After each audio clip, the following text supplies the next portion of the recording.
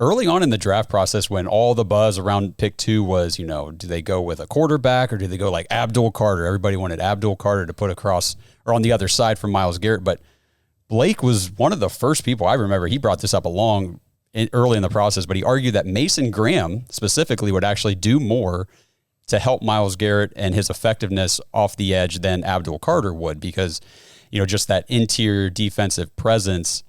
As a former offensive lineman yourself, though, what's your perspective of the Browns adding Mason Graham on the interior rather than an edge rusher like Abdul Carter? Well, I think the problem with Abdul Carter is kind of twofold. One, not that he's not going to be a great pass rusher, but he's kind of a smaller guy. So I didn't really see him as an every down player to complement with Myles Garrett.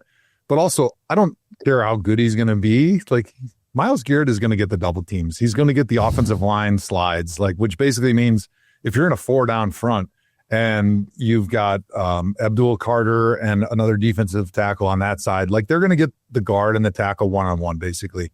And then you're going to get the center and the guard and the left tackle sliding to Myles. So it's going to be a 2-on-3. And so it really doesn't matter who you have over there. So the more impactful position is the guy who's going to be right next to Myles, because having that defensive tackle, I think of Warren Sapp when he played down in Tampa Bay. And I'm trying to remember the name of the defensive end that he played with. But they used to do all sorts of games and twists and stunts.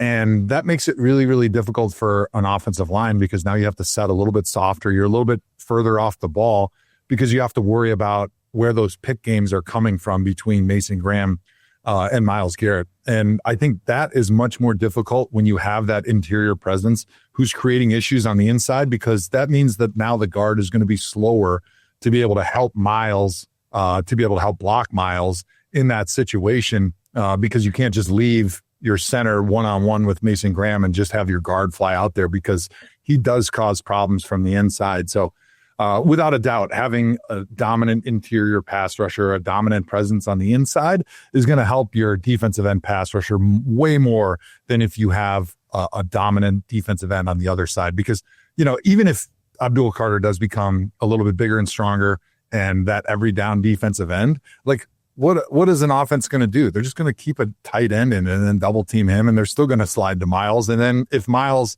doesn't have an interior problem maker next to him, the guard's just going to double him, and he's going to get double teamed the whole game. And the center is going to be locked up on the defensive tackle. They'll keep a tight end on the other side. Yeah, they have a 6-man protection, but it's going to be sound, and Myles is not going to be able to get home consistently. This is what I tried to tell the people, and I got called an idiot. So maybe they'll listen to you. You're brilliant, man. Don't listen to the people. They don't know anything. Yeah. Never read the comments. First rule of the internet, right? Yeah.